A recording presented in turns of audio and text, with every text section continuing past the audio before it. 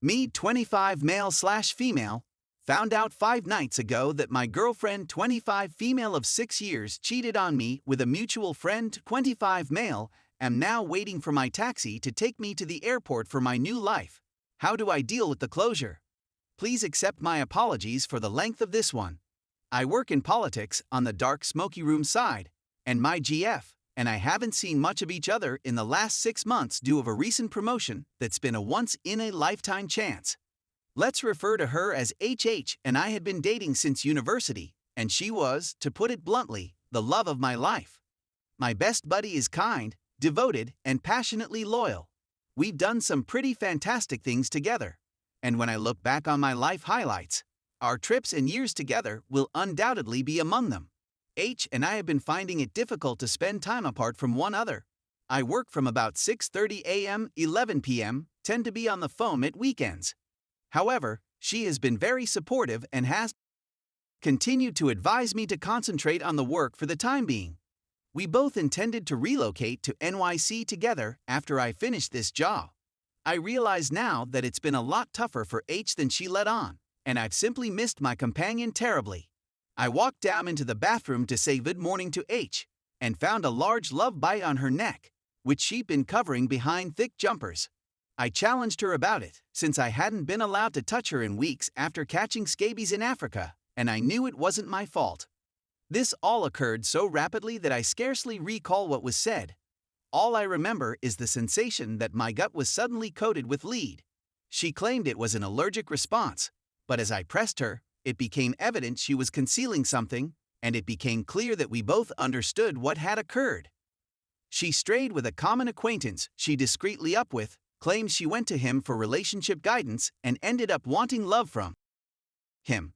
She told me, clearly pleaded for another chance, asked me to marry her, and then went in a cab to her friend's home with her belongings that I had prepared for her. The home is all mine. We are not married. There's nothing to worry about legally here. After she went, I carefully got ready for work, packed my lunch, straightened my shirt, and then just lost it and sat down with some scotch and some cigarettes and wallowed in self-pity for the night. For the last week, this has been my evening ritual. I've had a history of depression, so although this has been really difficult, the numbness and feelings of emptiness make it easier to get things done. I'm not a sobbing mess. I'm just done. Over the following 3 days, I remained quiet and did not return any of the 90 missed calls. I eventually called her and told her we were done, I'd forgiven her, and I dropped all of her belongings off at a friend's home while H was at work. The thing is, I don't resent her for it. I understand how she felt, and I know my work interfered with what had been a really tight and spontaneous connection. We evolved into distinct persons. I can forgive her, but we must part ways. I will never trust her again, and I cannot have her in my life. Not when it's not even a good idea for me to have a relationship when my life is this bad. While I forgive her, it doesn't mean I'll ever be able to love her again. The following several days resulted in a few rash choices. I went immediately to my boss, who also happens to be one of my closest friends, and he graciously volunteered to give up all of his yearly leave so I could fix myself out. When I informed him that going in that mansion would just bring back negative memories, he made me an offer: a year-long employment working on a massive project for an international government, which I accepted. This entails a whole new career, a new life in a new nation, and an entirely new kind of workplace and project. So I rented out my property, which my brother would care after, and decided to merely purchase a ticket and go to my new home before the job started. It also makes visa stuff easier. I haven't informed H since I've been trying to keep NC happy, and she has all of her belongings. The cab will arrive in around 2 hours. Here are my inquiries. Should I inform H? Isn't it impolite to let her find out through a friend? When I'm so far away from everything, how can I get closure, and what procedure can I use? How can I prevent this from becoming a fast fix? Is there a chance that when I return home after a year, it will all come flooding back? I'm scared that all I'm doing is running away from my issue, and that by doing so, I'll never confront the basic betrayal. Do any Redditors have any advice on relocating to a foreign country? How do you make new friends? Have I been too hasty? Importantly, does anybody have any advice for getting over cheating? This is the second time I've been cheated on, and although I'm okay with a year of being alone, I'm concerned about what comes next. Is it really worthwhile to strive to be true to anyone? Thank you in advance, and thank you for all of your aid over the years in helping me get through the final week of my life. Update 1. Some of you may recall that I had some questions and that I was on my way to start a new life, which I never mentioned is in Africa. Things have taken some strange twists since then, so I thought I'd keep you updated. So I'm still not in Africa since my taxi got involved in a small mishap and I missed my flight. No one was wounded, but you can't get another taxi on the highway fast. Fortunately, I have full coverage up to my eyes. I called my employer to notify him and was preparing to book flights for the weekend when he requested me to remain a few more days since his desk had been struck by a tidal wave. I'd do anything for this man, so I course agreed, and I ended up staying for Christmas to say goodbye to my family and give them some time before I departed for a year. To say thank you, my boss's secretary spent the most of the week locating me a new apartment, scheduling vaccines, and basically organizing my life. So I haven't informed her I'm going, and we haven't kept in touch. A close friend said that she had a talk with H, and made it plain that I'm serious about wanting a long stretch of quiet between us. H seems to be dealing with it poorly, as seen by her tears and the need for her friends to care after her phone, which I expected to make me joyful, but it doesn't. I only told one person, her father. I would highly encourage anybody else on here not to break NC for X's family members, but you must realize that I cannot answer the phone to this guy. I have a lot of respect for him, and we've spent a lot of time alone sipping from his incredible whiskey collection and chatting about things. He's provided me with invaluable support and advice throughout my life, and I'd be much worse off without him. He asked whether I could ever forgive his daughter, and I told him that there was no sense in continuing since trust had been fundamentally damaged, and he apologized and accepted it. He honestly told me that I should consider going away for some alone time and asked me to meet him in the city where I work. I informed him where I was going and begged him not to notify H until I was gone. He pledged to honor my requests, and that was enough for me. This guy is old school, and I know his word is important to him. I also left some words for family members to pass on clandestinely after I'm gone, since the whole family has been fantastic to me. My time since has gone much more smoothly than it might have. I've gone to the gym often, Rule 1, and spent at least 2 hours every night, excluding Christmas, sparring with my brother. I've seen old friends and spent a lot of time with my family before I depart.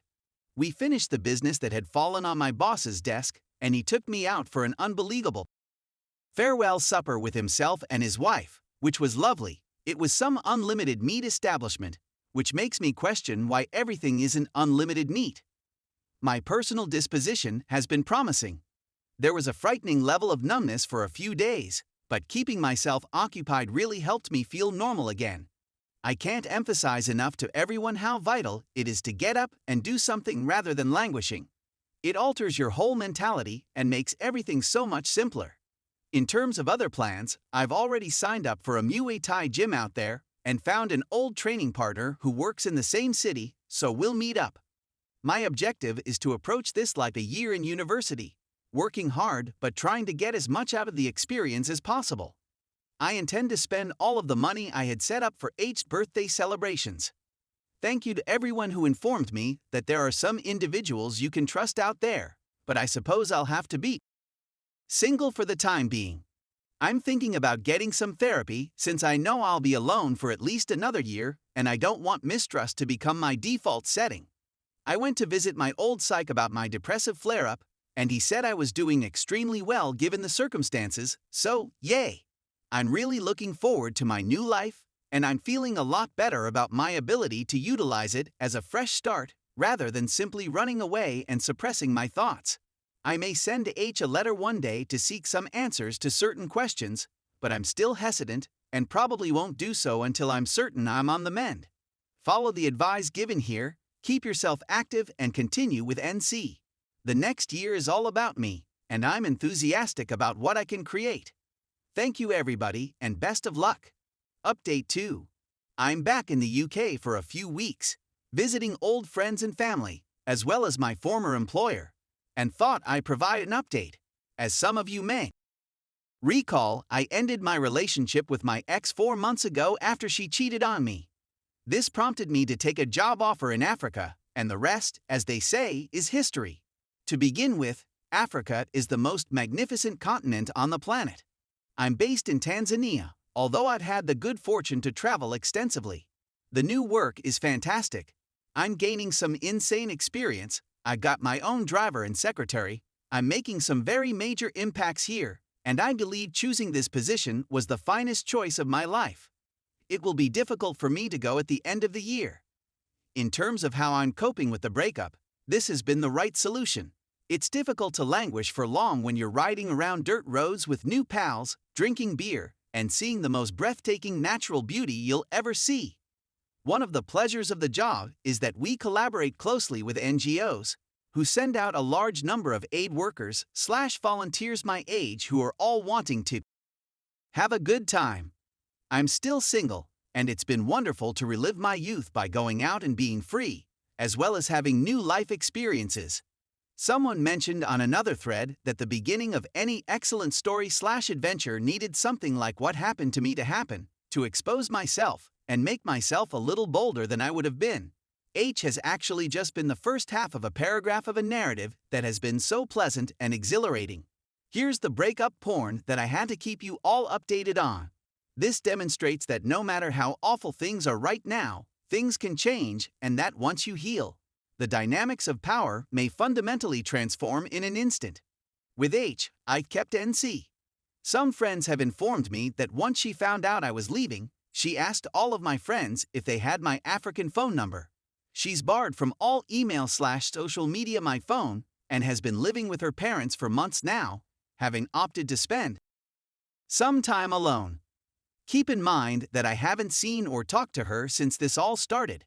Guess who was waiting for me at arrivals when I arrived in London a few days ago?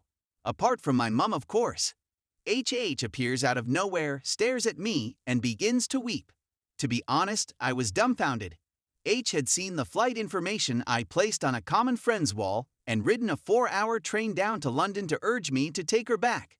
Remember, my mum was lurking in the background the whole time. I told H nothing had changed, thanked her for coming. I was truly moved by whatever this exhibition was, and gave her some money to catch a taxi home, partly because she was a wreck, partly to make myself feel superior. At this point, it hit me how much everything had changed. I still have sentiments for H, but they're couched much more reflectively. I felt immense sadness for her at the time, and I don't believe I've ever been more certain that being on my own is what's best for me. Thank you for all of your help r/relationships. Some of the advice I got on here has made a significant impact in how I've spent the past 4 months. It gets better for those of you who are just starting out.